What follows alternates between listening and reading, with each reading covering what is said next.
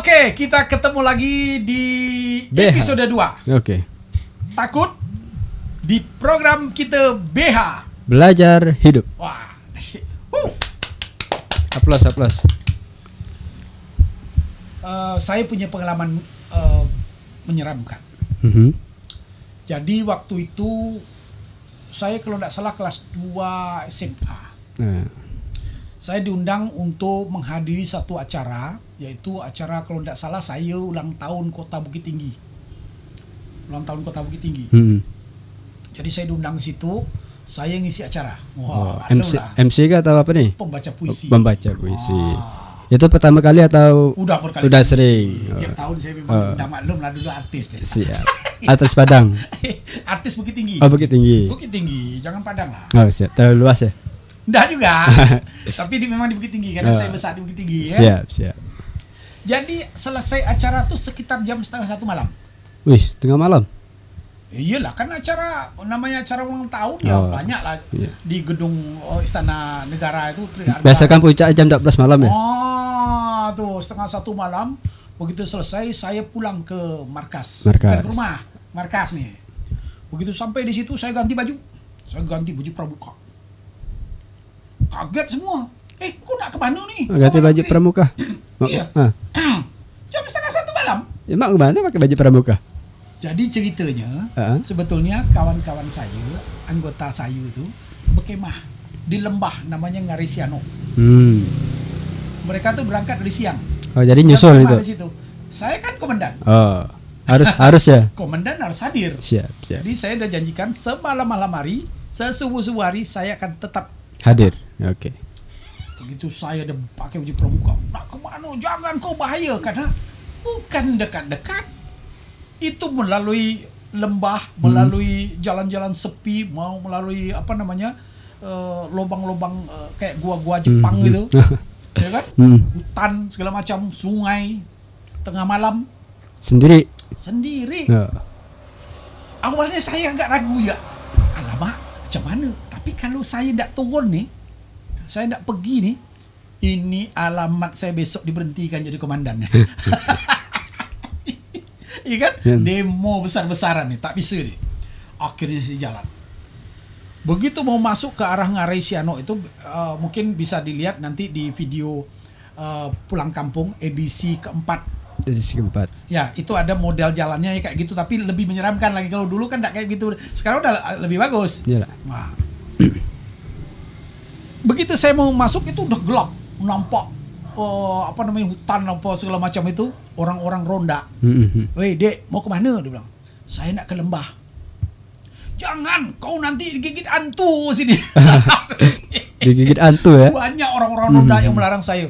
Enggak, saya tetap harus turun karena anggota saya dah nunggu sana. Akhirnya saya berjalan. Ada daun pisang. Melambai-lambai kayak gitu tuh. Ada siapa nih? Ya kan? Turun terus ada daun terjatuh, apa tuh ya kan? Ya namanya takut iyalah. Iya. Jadi berjalan masuk air. Jadi tengah malam tuh mengarungi, bayangkan sungai itu tuh saya arungi tengah malam. Lalu sampailah saya di tempat perkemahan itu hampir pukul 1:30 malam. Berapa jam tuh? 1 jam lebih. Iya kan, kita pelan-pelan ngeri juga kita. Ya kan? Nengok ke belakang tak berani karena pesan orang tua saya, orang tua kan gitu. Kalau kau jalan malam seorang, jangan kau nak noleh-noleh ke belakang. Makin kau noleh, makin kau takut. Jadi begitu sampai di sana, anggota saya, benar kau datang nih, dia bilang kan. 1:30 malam, mantap. Dia bilang, tak tahu dia mantap nih jantung nak montok tadi, ya kan? Lalu kemudian setelah bertahun-tahun baru saya bisa menyimpulkan bahwa memang ketakutan itu sesungguhnya apa yang kita takutkan tidak semenakutkan ya kenyataannya. Yes. Iya betul kan? Betul. Kalau saya mendengarkan apa yang dikatakan orang-orang tadi itu, tak datang, habis itu kena demo. Dia pecat jadi komandan. Itu berat, itu urusannya. Nah, jadi begitu juga ketika merantau. Kan saya hidup Bukit Tinggi, banyak kawan-kawan saya nyaman Bukit Tinggi, kota wisata, udaranya sejuk, ya kan? Nah, habis itu biasalah kan, kan tahu lah anak muda kan. Iya, tahu. Kita seniman, senang hati gitu. Tapi begitu pergi merantau, awalnya saya takut. Ke Kalimantan lagi? Enggak, waktu itu ke Jawa. Ke Jawa dulu pertama kali pergi sekolah. Alamak, Jawa ramai orang, budayanya beda, apa segala macam. Bisa gak saya beradaptasi di situ? Kawan belum ada. Mana macam mana ada kawan? Tempat baru kan? Iya. Jadi pergilah ke Jawa. Yang menakutkan pertama kali mobil saya terbalik masuk jurang. Wih. Masuk jurang di daerah Lahat. Itu di tengah pertama kali saya ke Jawa. Oh. Mobil masuk jurang. Akhirnya orang yang nunggu, abang saya yang nunggu di Jakarta, kemana adik aku tak nongol-nongol. 3 hari dah. Bus saya dah nyampai. Mobil kita terbalik ya. Tapi untuk saya tak apa-apa. Oh. Jadi dari pengalaman itu makin bertambah keyakinan saya bahwa kemanapun kita pergi sebetulnya, apapun yang akan kita lakukan, kalau kita memelihara ketakutan dalam otak kita ni, maka kita tidak akan pernah keluar dari zona yang kita fikir inilah zona yang untuk kita. Padahal kalau kita percaya ni ya, Tuhan tu ketika ditiupkan roh ke dalam apa namanya? Jasad. Tubuh. Jasad. Ketika janin tu berbentuk tu, tiupkan roh tu, kan? Wah, hidup lagi kan? Ditiupkanlah. Di situ ditulislah rezeki dia. Di situ ditulislah apa ni namanya? Umur dia. Tulislah takdir dia lah. Macam mana kita nak tahu kalau kita tak pernah mencari? Karena kita asik dengan ketakutan kita. Jadi takut tu membuat asik. Iya. Betul. Coba lah Rama suruh naik panggung, suruh nyanyi. Saya pernah di kantor saya begitu. Jadi ada satu anak. Listen. Satu anak ni. Dia ni nelpon payah, nelpon pelanggan. Macam mana semua ngadu ke saya. Masuk sini kau. Sekarang mau tak kau menjadi pemberani? Mau dah Pak? Dia kan? Mantap. Pertama, bisa nak kau pidato? Enggak lah Pak, payah ngarang kalimatnya, susah dong. Okey. Kau tahu lagu Potong Bebek Angsa? Tahu Pak, dong. Itu kan lagu zaman kecil-kecil. Sekarang kau nyanyi. Coba kau lagu Potong Bebek Angsa. Nanti lo Pak saya pelajari. Tak lama kemudian, Pak saya berhenti Pak. Langsung nyerah dah ya? Resign dia. Apa itu jadi? Jadi takut, malu, takut mempermalukan diri, itu kan pilihan kita. Kita memilih untuk hidup nyaman dalam ketakutan kita. Iya. Betul tak? Betul. Nah, macam mana Rama bisa terkenal? Ya paling tidak dikenal oleh pelanggannya. Kalau Rama memelihara ketakutan tadi. Betul. Jadi kata orang begini, ada pelajaran yang saya petik kemarin. Kalau urusan dengan Tuhan itu kita senyap. Hanya urusan dengan Tuhan. Yes. Tapi kalau urusan dengan manusia, tepuk dada. Tunjukkan siapa kita.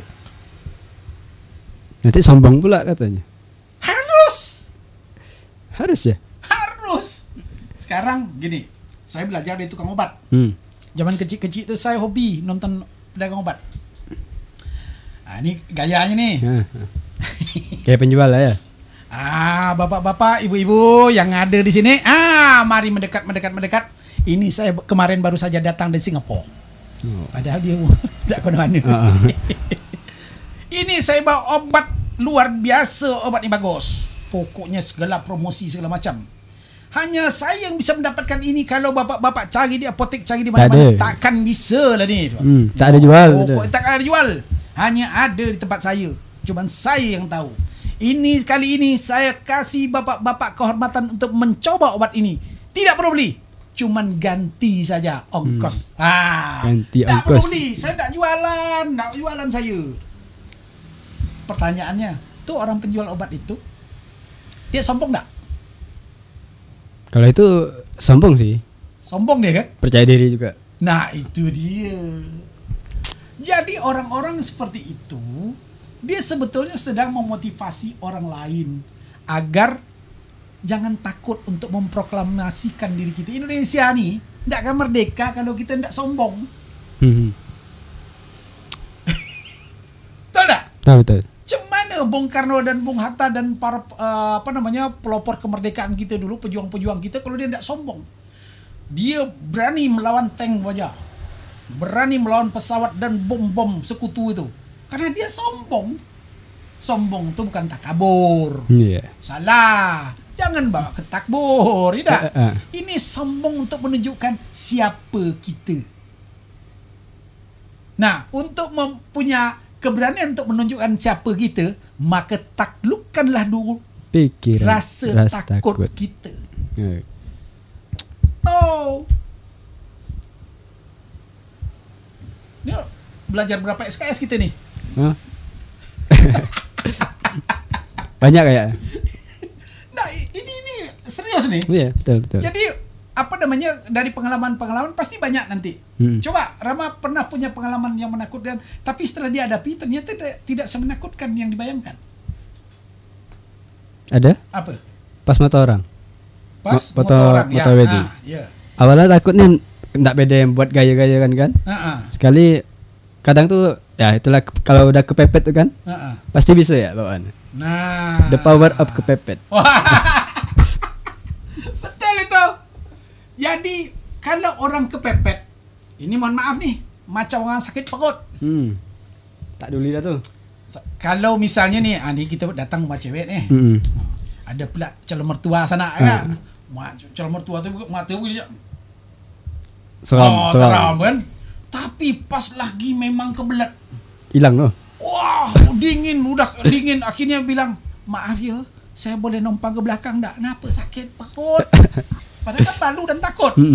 Tapi kalau itu tak bisa dilawan, daripada mencet. Hal lagi tak? Hal lagi kan, lebih parah. Dan dia orang pasti maklum kemudian. Jadi itu mungkin jadi pembuka jalan. Boleh ditiru tuh. Hah? Bisa saja. Bisa saja. Taktik sakit perut, pengen lihat rumahnya di dalam seperti apa. Ya kan? Pasang taktik. Sakit perut, tak bisa nih, dia kan. Nah, akhirnya kita punya jalan, ya tak? Adulah waktu apa segala macam. Jadi ini menakutkan lagi. Ni ketemu calon mertua. Calon mertua ni. Masuk kita rumah dia kan, lihat rumah, Allah, pagar tinggi ni. Anjing besar pula kan. Alamak. Okey, pembantu dia bukakan pintu. Sila, ketuk je pintu tu, dia bilang kan. Begitu petok. Nak ngetak ni, berat ni. Jangan-jangan keluar calon mertua ni. Dia calon mertua ni galak. Muka dia agak seram. Bukan seram. Sangar. Berwibawa. Gitu nak. Bismillah. Tak ada kata ngetok, tak? Akhirnya ngintip kan, karena pembantu ngomong. Apa kau sini, kata calon mertua tu kan? Cari siapa kau dia? Mencari anak bapak dapat. Teromong kau tak? Iya. Masuk dah. Ternyata apa? Tak ada kak? Dia tak ada kak. Ya kan? Jadi menakutkan tu dalam pikiran kita. Yes. Jadi bagi yang penakut, bagi yang mengaku penakut, tepuk dada, berani tepuk dada. Makanya saya sangat kagum pada orang-orang yang punya kepercayaan diri hebat. Pergi kita pesta kampung tu, pesta kawinan, ada orang naik ke atas panggung, joget, dia ngambil mic, nyanyi lah dia, suara wow. Musik ke mana, suara ke mana. Itu wow banget. Wow banget. Dia asik bergoyang kan. Tapi semua orang ketawa-ketawa. Dia makin percaya diri dia bahwa apa yang ditampilkan itu makin nikmat. Begitu selesai lagu, 2 lagu lagi. Padahal kuping orang rasa nak pecah dengan dia nyanyi itu. Tapi percaya diri dia, akhirnya orang bercerita tentang dia. Mantap sih itu tadi itu. Dia berani kan? Berani dia. Padahal kalau aku, jangankan nak naik, nak bawa panggung, nak naik panggung bergegar betul kan? Jadi itu tadi. Dan orang-orang seperti itu biasanya orang-orang yang dikenal orang, mudah dikenali. Orang yang mudah dikenali, artinya dia punya jaringan yang luas. Nah, tokoh-tokoh kita, yang tokoh politik kita ni, kalau dia tak berani nepuk dada, nak senyap-senyap ya, nak diam-diam ya, jangan harap. Pedagang begitu juga. Kalau dia tak mampu, tak berani promosi kan tepuk dada sebetulnya.